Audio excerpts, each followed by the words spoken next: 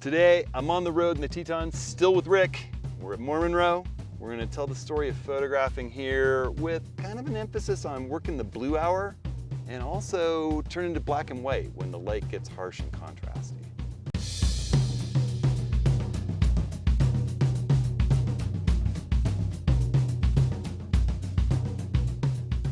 Well, hey everyone. I'm here with my good buddy Rick LePage. We've been in the Tetons teaching workshops for a while now. Yes, we have. Almost time for us to go home. It's almost but not time quite. for us to go home, but not quite. And we're in one of the most popular places to photograph, and Yes. really in the national parks in Yes. the United States. Mormon Row. Mormon Row, these beautiful barns. We're standing in front of what we refer to as Barn 1. Yep. Off to your left out of frame is another barn, Barn 2, that's also quite beautiful. And it's always a little bit of a challenge just because there are so many people. You're gonna hear cars going by. There's one right now. You're gonna see people flowing through the background here, and it's not even dawn. You know, at dawn and sunset, this place is alive with people, but particularly at dawn. It catches beautiful light at dawn. The Grand Teton behind the barn lights up. Often there's clouds, just the way that the things work out here.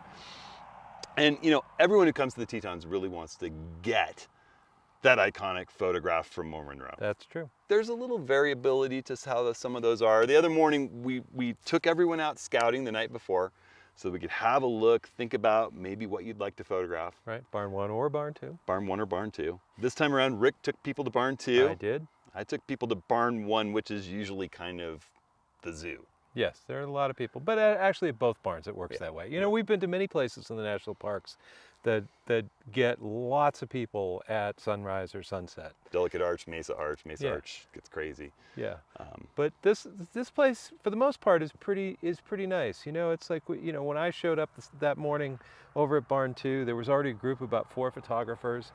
There's a much smaller area to photograph there than there is at Barn 1. Right. But, you know, it was like we all sort of worked together to make sure everyone could sort of get in line, get in that little semicircle to get that shot down the way, to get the mountains in the background. It was a lovely morning, bunch of lovely people. You know, as the morning progressed, people would be coming in, we'd sort of move their tripods in.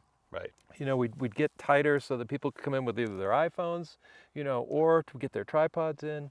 And, you know, it's one of those places, it's like Delicate Arch to me. Right. Where it is almost like a little party, you know, and people are happy to be in this place. It's beautiful and there's plenty of room. Yes. As long as people work together cooperatively. Rick just mentioned something really important too.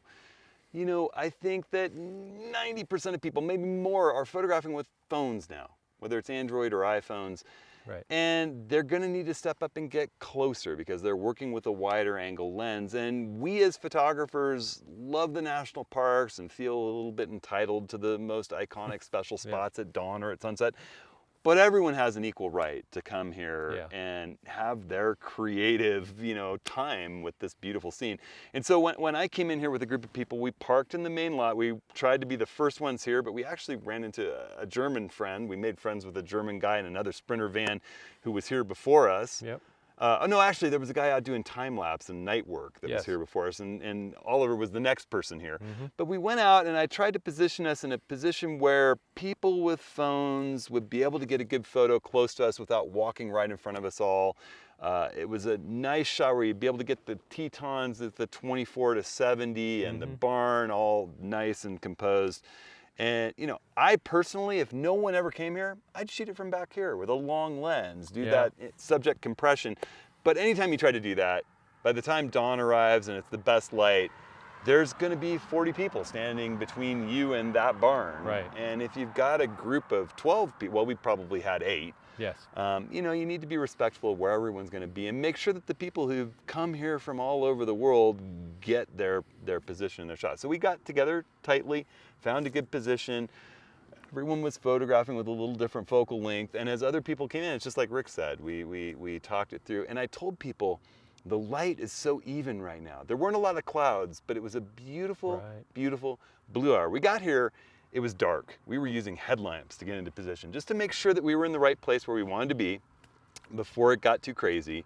But we also wanted to be here at Blue Hour. Right, we do. You know, and I find a lot of people don't take advantage of Blue Hour in the way that they should. And we got colorful clouds, this weird little boomerang-shaped cloud.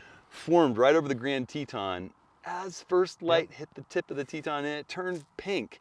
That was a Rick LePage club, by It the was way. a Rick. He phoned it in. But my favorite shot was the very first photograph I took. I focused. I think I was photographing at 500 ISO for something like 4 or 5 seconds at f8 or f11.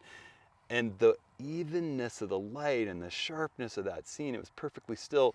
There's just something so beautiful about that barn and that even blue hour light. Yeah, that was the same with myself. It was like maybe the second shot I took was the same way, you know, it was just like, it was just beautiful. Yeah. And a couple of the other people in the workshop said the same thing. Right. You know, And you really want to be out shooting a blue hour. You do. Yeah. You do. If you're going to go and shoot dawn, you might as well go earlier. Be the first one there. Scout it the day before. You know, that's what Rick and I are here for in the workshops. And often, you know, we try to make sure that on the workshop, at least once or twice, we go out and pre-scout a location where there's lots of different opportunities for people to shoot. You go in the middle of the day or late afternoon the day before to look at where you're going to be at dawn the next day and think about where you'd like to set up with an eye toward where the light's going to be. But I think that this one worked really, really well. We had a wonderful group of people. We made friends, and then we sort of switched positions. Rick and his group walked over to this barn. Some of the people that had been with me walked over to barn 2. And, you know, I got over there. Oh, go ahead. I was going to say, the other, this leads to the other thing. You know, like blue hour, people don't show up for blue hour or after the sun sets. They leave. They leave.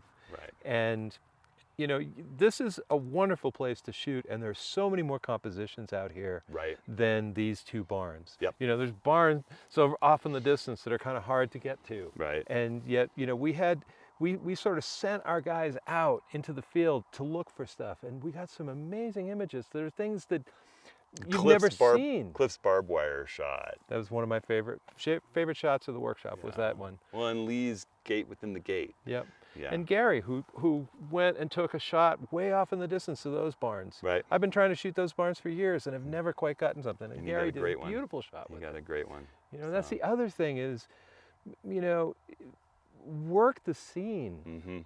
You know, you're in this beautiful place. There's I mean, the trees are yellow here. Right. You know, there's the sage is lovely. There's all sorts of foreground and background elements that you can shoot, even when the sun is coming up. Yep. You know, and use the trick of black and white, right? Right.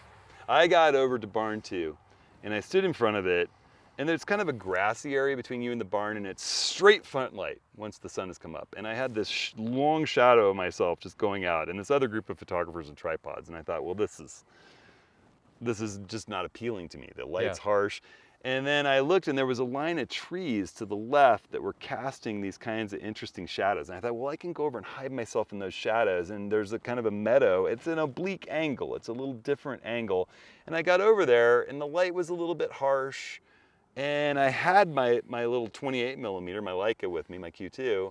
And I flipped it into black and white mode and found a couple of compositions just with that 28 millimeter prime, using that harsher light and those interesting shadows to find some lines and some things of interest. Include those big trees that were near me. Find a different way to look at a scene. And I brought a couple of workshop students with me, and it really wound up being one of my favorite shots. Actually, I like the blue hour shot, and I like the vertical that I shot with the wide angle from over in those trees, which is not a place I see images from. And it was, you know, just kind of experimenting, playing around. Yeah, and that was another great thing about the workshop, actually, was that, you know, we were showing images that were shot in black and white, and we got the rest of the group sort of thinking about that, sort of being out there in harsher light, and we got some great images from the group that were black and white that you wouldn't have thought, you know, had we walked to these places. So. Well, and I think this camera and the way it renders black and white has had me thinking. I've been doing it more with my Nikon as well, where you flip into its monochrome JPEG mode. You go into the picture control settings for Nikon, for example. What do they call it for Sony? Picture control too. Picture control. Yep. So you go into picture control settings. For Nikon, you call it monochrome. Sony's... It's black and white. Black and white. Yeah. And all of a sudden, your electronic viewfinder is seeing the world in black and white. It gives you this preview of what black and white's actually going to look like. Yeah. And that's a really powerful thing the black and white photographers never had back in the days of film. You're actually looking at this black and white rendering, and you realize the color can be distracting. Yes. particularly in high contrast scenes. And I'm shooting a raw file with all of the color information included, along with a black and white JPEG. And sometimes the black and white JPEG, particularly if it's polarizing, looks great straight out of the camera. Sometimes I want to take that color image, switch into black and white, and make it look like the JPEG, but even better. So, you know, it's just a great trick. I think if there's two things to learn from our experience here at Mormon Row in this particular workshop, it's get there early for the blue hour. Shoot through the blue hour. Maybe you're just getting practice shots for when the light gets amazing. Maybe they'll be the best photos that you took. After the sunset's over and you see all the cars leaving for dinner, stay a little later. Even if it's not going to be a moonrise or a Milky Way or something, that blue hour can be incredible. I actually have an image that I love from Mesa Arch that was shot at sunset at blue hour in that nice even light where it's just spectacular.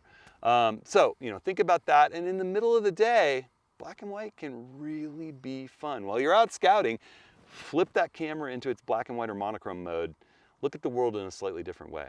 So this has been a fun group of workshops. It has. It's our last of the year. We have a bunch of fun stuff coming up next year. Yes, we do. We'll be posting those soon. We will be posting them soon. We're going some amazing places. We're doing some printing workshops. Rick and I are both passionate about printing, and we're going to share some of that knowledge with a select smaller group in Portland this winter. We're going to Cuba. We're going to Charleston. We're going to Glacier National Park. The Oregon coast, yeah, we have Moab. We have fun stuff. And Yellowstone. And Yellowstone. So check out the website, hudsonhenry.com/workshops. You'll see those coming in. There's also a place to sign up in advance, and that's a really good idea because some of those have lists already of people that want advance notification that they could sell out before they just go live to the general public. So get on that list. And don't forget about our office hours. Yeah, office hours. You know, on Tuesdays, 10 a.m. Pacific, we post it up at hudsonhenry.com/office hours when the next one will be and what the topic is. We do Q&As, we do image reviews, sign up for those. We all get together, big free gathering, all about photography on Zoom and YouTube Live. So join us there. And in the meantime, everybody stay safe, have fun, be creative. We'll see you next week. Take care. Good time in this. It's been fun.